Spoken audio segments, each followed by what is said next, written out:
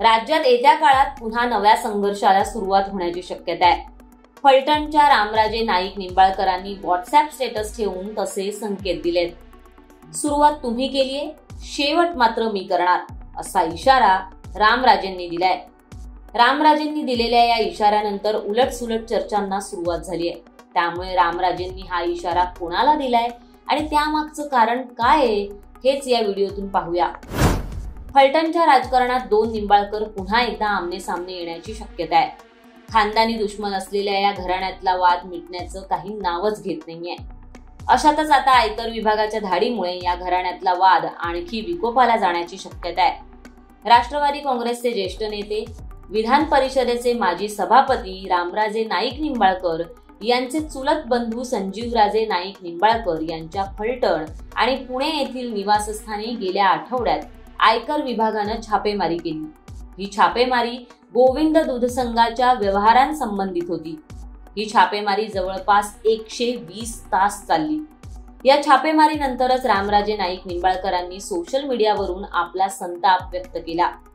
ही छापेमारी भाजपचे माजी खासदार रणजितसिंह नाईक निंबाळकर आणि विद्यमान मंत्री तसंच माण खटावचे आमदार जयकुमार गोरे यांच्या सांगण्यावरून झाल्याचं रामराजेंना संशय आहे। त्यामुळेच त्यांनी सुरुवात तुम्ही केलीये, शेवट मात्र मी करणार, असा स्टेटस ठेवत थेट इशाराच दिलाय।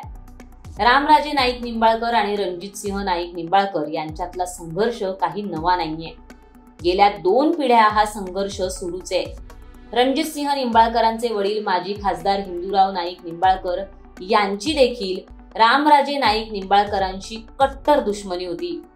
हिंदूरावजी नाईक निंबाळकर शिवसेनेच्या तिकिटावर सातारा मतदारसंघातून खासदारपदी निवडून आले होते।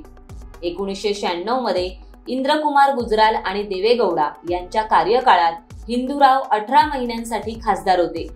दुष्काळी भागातील लढवय्या नेता अशी हिंदूराव नाईक निंबाळकर यांची ओळख होती। 1999 मध्ये ते कृष्णा खोरे महामंडळाचे उपाध्यक्षही होते। त्याच काळात रामराजे नाईक निंबाळकर यांची देखील राजकीय ताकद वाढत होती। 1995 ला रामराजे नाईक निंबाळकर हे पहिल्यांदा आमदार झाले। त्याचवेळी त्यांनी कृष्णा खोरे महामंडळाची स्थापना केली आणि ते महामंडळावर उपाध्यक्षही झाले। त्यानंतर दोन्ही निंबाळकरांमधील हा वाद सिंचन कामाचं श्रेय घेण्यावरून विकोपाला गेला।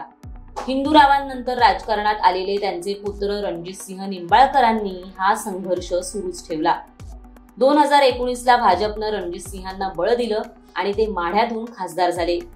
याही वेळेला राष्ट्रवादी काँग्रेस पक्षात असलेल्या रामराजेंनी रणजितसिंह निंबाळकरांना शह देण्यासाठी जोरदार प्रयत्न केले, मात्र रणजितसिंह निवडून आले। 2024 ला मात्र चित्र पलटलं। राष्ट्रवादी काँग्रेस पक्षातील एक गट महायुतीत सहभागी झाल्यानं रामराजे निंबाळकर आणि रणजितसिंह निंबाळकर हे एकाच आघाडीचे भाग बनले, पण निवडणुकीत त्यांच्यातली दुश्मनी कायम राहिली। 2024च्या लोकसभा निवडणुकीत भाजपनं माढ्यातून रणजितसिंह नाईक निंबाळकरांनाच तिकीट दिलं। त्यानंतर महायुतीत असलेल्या रामराजे नाईक निंबाळकरांनी त्यांच्या विरोधात काम करत पवार गटाचे उमेदवार धैर्यशील मोहिते पाटलांना छुपी मदत केली आणि रणजितसिंहांना पाडून वचपा काढला। याच काळात रामराजे नाईक निंबाळकरांचे चुलत बंधू संजीवराव नाईक निंबाळकर यांनी अजित पवार गटातून शरद पवार गटात प्रवेश केला। त्यानंतर झालेल्या 2024च्या विधानसभा निवडणुकीतही रामराजेंनी महायुतीत असून सुद्धा महाविकास आघाडीच्या उमेदवाराला छुपी मदत केली। याच निवडणुकीच्या प्रचारावेळी अजित पवारांनीही रामराजेंवर निशाणा साधला होता, पण निवडणूक संपताच रामराजे नाईक निंबाळकर आणि अजित पवार हे एका बैठकीदरम्यान एकत्र आले। आता संजीवराव नाईक निंबाळकरांच्या घरावर झालेली छापेमारी ही राजकीय हेतूनच झाल्याची चर्चा फलटणमध्ये रंगली आहे। रामराजेंनी निवडणुकीतून महाविकास आघाडीला केलेली मदतच या छापेमारी मागचं कारण असल्याचं बोललं जात आहे। तर रामराजेंना या छापेमारी मागे माजी खासदार रणजितसिंह निंबाळकर आणि जयकुमार गोरे यांचा हात असल्याचा संशय आहे।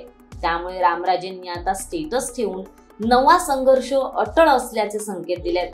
त्यामुळे येत्या काळात फलटणमध्ये 2 निंबाळकरांमध्ये संघर्ष होणार असल्याचं दिसून येत आहे। याबाबत तुम्हाला काय वाटतं हे आम्हाला कॉमेंट करून नक्की सांगा आणि माय महानगर लाईव्हला सबस्क्राईब करायला विसरू नका।